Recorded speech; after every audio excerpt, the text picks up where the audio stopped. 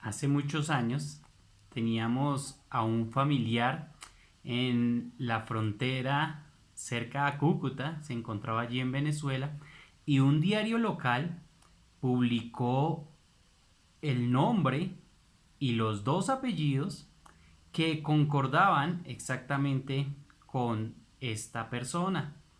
La familia se preocupó bastante y lograron llegar a averiguar hasta ese diario local, y a la misma vez el diario local averiguó los nombres, pero también hizo el favor de averiguar el nombre de los padres. Así es de que estos si no coincidían. Bueno, era un caso de un homónimo, dos personas con el mismo nombre, los mismos apellidos, pero bueno, por fortuna eran de padres diferentes. El fallecido era otra persona y esto pues había generado alguna confusión.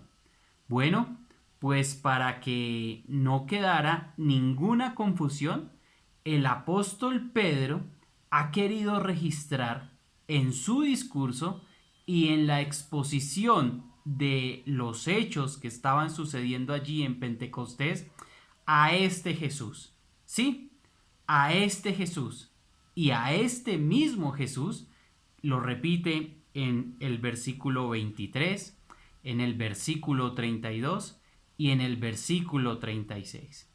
Y para usted, amigo, no se confunda, es con el Jesús de la Escritura, es al Jesús que la Escritura dice, es a este Jesús a quien Dios resucita, es al Jesús que ustedes mataron. Les habría de decir próximamente en la lectura que tendremos el día de hoy en esta corta reflexión el apóstol Pedro a los oyentes y les dice: sí, ustedes le han crucificado, pero Dios le ha resucitado y ahora le ha hecho Señor y Cristo. Observemos Hechos capítulo 2 versículo 29. Dice así la escritura en Hechos 2:29: varones hermanos, se os puede decir libremente el patriarca David, que murió y fue sepultado, y su sepulcro está con nosotros hasta el día de hoy. Bueno, ¿quién escribió el Salmo 16? El que el apóstol Pedro ha acabado de exponerles, ha acabado de hablarles, pues es el rey David, el patriarca David, lo llama aquí el apóstol Pedro, y dice: ese patriarca David fue enterrado y su sepulcro nos proporciona una evidencia de que está allí hasta hoy. Él sí fue dejado en el Seol, pues él ha visto corrupción. Observemos versículo 30, nos dice: pero, siendo profeta, y sabiendo que con juramento Dios le había jurado que de su descendencia en cuanto a la carne levantaría al Cristo para que se sentase en su trono, versículo 31, viéndolo antes, habló de la resurrección de Cristo, que su alma no fue dejada en el Hades, ni su carne vio corrupción. David, por supuesto, no fue llevado al cielo. David no fue exaltado a la diestra de Dios como nos va a exponer. Pero David, siendo profeta, y sabiendo que con juramento Dios le había dicho que de su descendencia, en cuanto a la carne, ahora sí, levantaría al Cristo, levantaría al Mesías que tanto esperaban esos oyentes, a ese Mesías que realmente ellos anhelaban, que vivían esperando. Pues bueno, ahora habla de la resurrección de Cristo, de Jesús de Nazaret. Miremos el versículo 32. A este Jesús, para que no haya confusión, no es ningún homónimo, no es ningún otro para que ustedes lo puedan confundir. Es a este Jesús resucitó Dios, de lo cual todos nosotros somos testigos.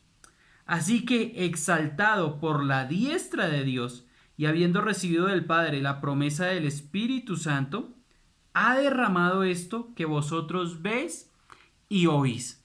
De manera magistral, Pedro de nuevo va al principio del asunto por el cual él se para y comienza a explicar qué es lo que estaba pasando. De nuevo va al principio del fenómeno que les inquietaba. ¿Cuál era el fenómeno que les inquietaba? Bueno, el fenómeno que les inquietaba era por qué estos siendo galileos hablan las maravillas de Dios en nuestro propio idioma. Estando allí, lo recordamos, partos, medos, elamitas, los que habitaban en Mesopotamia, en el Ponto, en Asia, en Frigia, en Panfilia, etcétera. Personas de otros lenguajes y de otros idiomas observaban a esos sin letras hablar en su propio idioma las maravillas de Dios. Entonces lo regresa al estado inicial, lo regresa a ese fenómeno que les inquietaba y les explica: este Jesús, exaltado por la diestra de Dios, ha derramado esto que vosotros ves y oís. Porque David no subió a los cielos, una vez más nos permite observar, pero él mismo dice: dijo el Señor a mi Señor, siéntate a mi diestra hasta que ponga a tus enemigos por estrado de tus pies.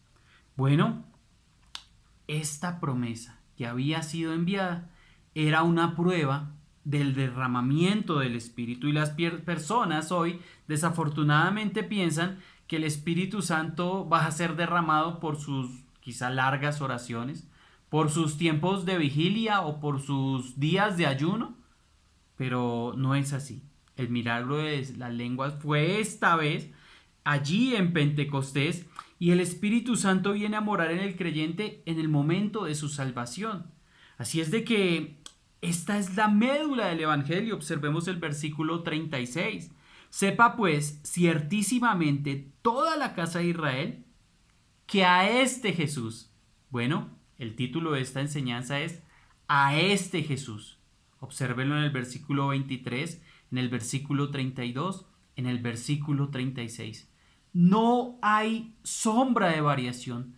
No hay ni un punto de flexibilidad para que usted diga, quizá es otro, quizá es una confusión, quizá ellos están alucinando, quizá ellos creyeron, pero no fue así, él les engañó, quizá Jesús fue una buena persona, pero quizá estaba lunático, era un loco. No, para nada. Pedro les dice una y otra vez a este Jesús. ¿Para qué? Para que usted y yo hoy, 2000 años, 2020 años adelante, podamos tener la certeza de que al Jesús de la Escritura, al Jesús que creemos, es el camino, la verdad y la vida. Así es de que una vez más le repite a este Jesús, pero ¿sabe qué añade ahora el apóstol Pedro? A quien vosotros crucificasteis, Dios le ha hecho Señor y Cristo. Esta es la médula central del Evangelio, que Jesús, ese Jesús resucitado de entre los muertos y ahora exaltado a la diestra de Dios, ha sido hecho Señor y Cristo. Señor Mesías, el Mesías, el Cristo, el Señor, ese Señor con un rey y oficio queda ahora instaurado en ese oficio mesiánico, en una forma que quizá ellos no esperaban, en esa forma nueva, en ese nuevo vino, en esa nueva forma que para ellos era inesperada, pero para Dios determinada desde antes de la fundación del mundo. Pero lo tremendo es que ahora el apóstol Pedro realiza una confrontación y le dice: vosotros crucificasteis.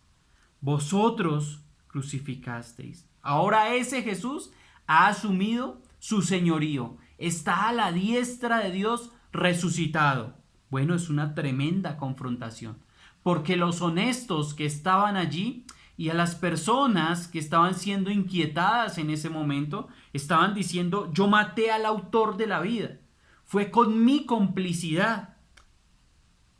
Y por eso dice el texto, al oír esto, se compungieron de corazón.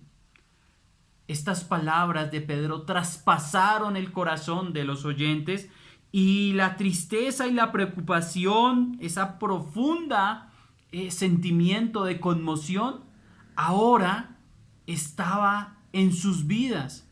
Y ellos habrían podido preguntar, si dimos muerte al Hijo de Dios, al Mesías, ¿qué nos espera?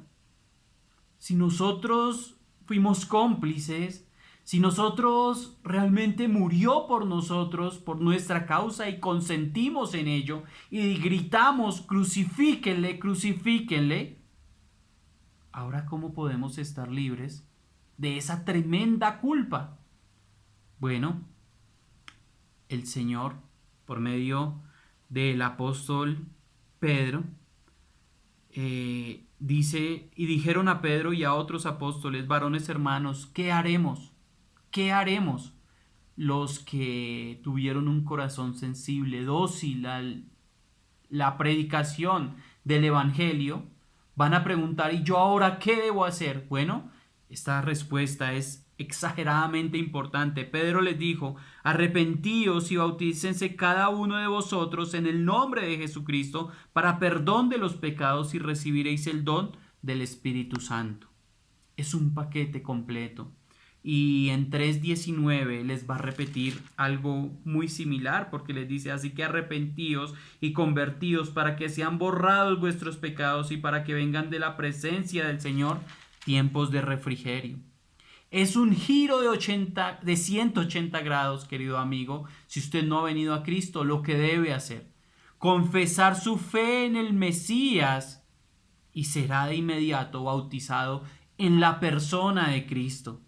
La misericordia de Dios es capaz aún de perdonar este pecado. Este tremendo pecado aún es tan bueno que tendrá el don del Espíritu Santo. Luego, y sin demora, el nuevo creyente era bautizado en las aguas para recibir más dones. No, por supuesto que no. Ya tenía el don, ya había creído, ya estaba bautizado, ya había sido puesto en la persona del Señor Jesucristo, pero no mucho tiempo después era bautizado en las aguas, no para recibir más dones, mucho menos para lavar sus pecados, sino obedeciendo al mandato del mismo Cristo de bautizar a las personas, también de obedeciendo el mandato de identidad con Cristo en su muerte, sepultura y resurrección al salir de esas aguas, demostrando también su fe a los demás y exponiendo públicamente que ahora su vida había sido entregada a ese Mesías, a ese Cristo. Cada paso que daba usted antes, querido hermano, le alejaba de Dios. Cuando usted decidió poner su fe en Cristo, dio un giro y ahora cada paso que da le acerca a Dios. Usted ya está en Cristo, usted ya es una nueva criatura, por lo tanto debe caminar avanzando hacia el Señor Jesucristo, porque un día usted y yo le veremos cara a cara. Querido hermano y amigo, a este Jesús, inconfundible, único y perfecto, en Cristo únicamente hay esperanza y hay salvación para perdón de su pecado. Hermanos y amigos, bendiciones. Nos vemos en una próxima reflexión.